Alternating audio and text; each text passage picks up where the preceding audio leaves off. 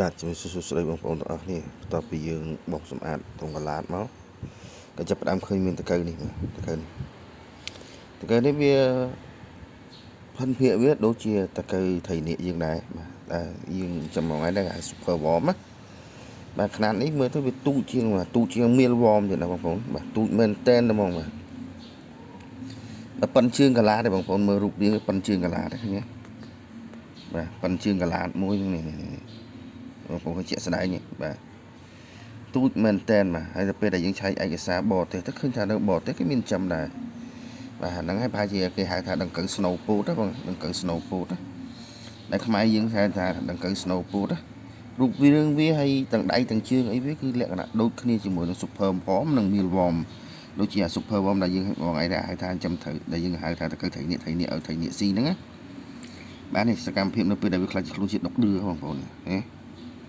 ដុកឌឺឲ្យຂະຫນາດអីដូចគ្នាបាទមើលរាងវាអាចខប់ហ្នឹងអាចកន្លាតដែរបងប្អូនអាចកន្លាតដែរវាស្មើនឹងអាចកន្លាតហ្នឹងទូចមែនតែនហ្មងប្រភេទតកៅនេះទូចទេបាទតែប៉ុណ្្នឹងហ្នឹងឯងចាប់ផ្ដើមខ្លាចខ្លួនជាដុកឌឺគេប៉ុណ្្នឹងបាទខ្លាចជាដុកឌឺគេនេះ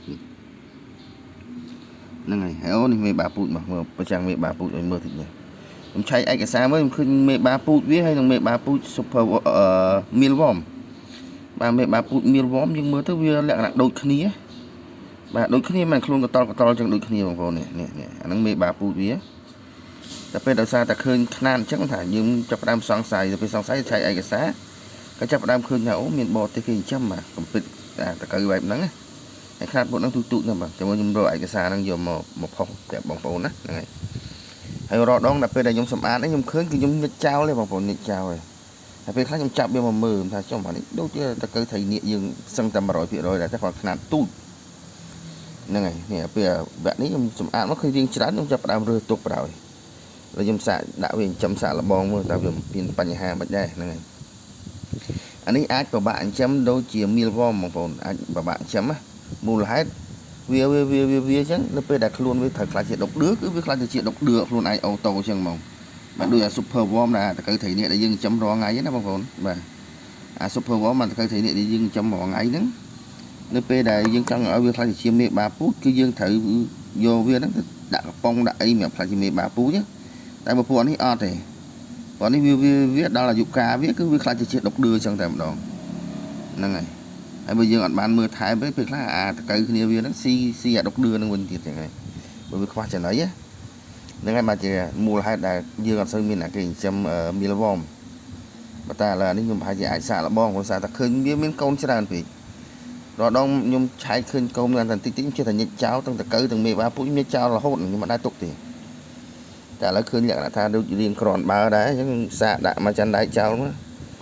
វាចេញជាស្អីទៅជាស្អុកអាហ្នឹងគឺតាមធម្មជាតិរបស់វាទៀតណាអូខេថ្ងៃនេះបកស្អីទៅប៉ុណ្្នឹងទេបាទអត់ដឹងថាពូជអីទេបងប្អូនណាអត់ដឹងជួយប្រាប់ផងណាអត់ដឹងឈ្មោះវាអីទេតែបើខ្មែរយើងប្រហែលជាគាត់គិតថាហ្នឹងវាជាដង្កូវ snow boat បាទដំបូងគឺយើងគិតថាអាតកៅថៃនាគតកៅថៃនាគ super worm មក meal worm ដង្កូវ snow boat ណា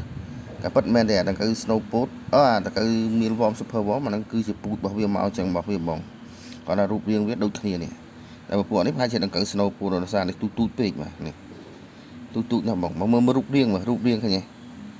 រូបរាងតកៅថៃនាគមិនតកៅ super worm meal worm មិនគឺវាចឹងដូចគ្នាអាយ៉ាអត់ច្បាស់ស៊ូមឡើងមកលើវិញសិនហ្នឹងហើយដល់ព្រាវមើលម្ដងទៀតអូយនៅតែអត់ច្បាស់បាទកាមេរ៉ាខ្សោយបាទនេះរូបរាងបងមើលជាក់ស្ដែងដូចគ្នាចឹងបងដូចតកៅថៃនាគយើងខ្លាំងណាអូខេវីដេអូនេះក៏មានអីរ៉ាយរ៉ាប់ដែរមានតែប៉ុណ្្នឹងហើយចាំមើលទៅមុខថយក្រោយទៀតមិនបានចាំប្រាប់បងប្អូនទៀតអរគុណច្រើនសម្រាប់ការតាមដានពីខ្ញុំបាទពុណាងកណ្ដុរកន្លា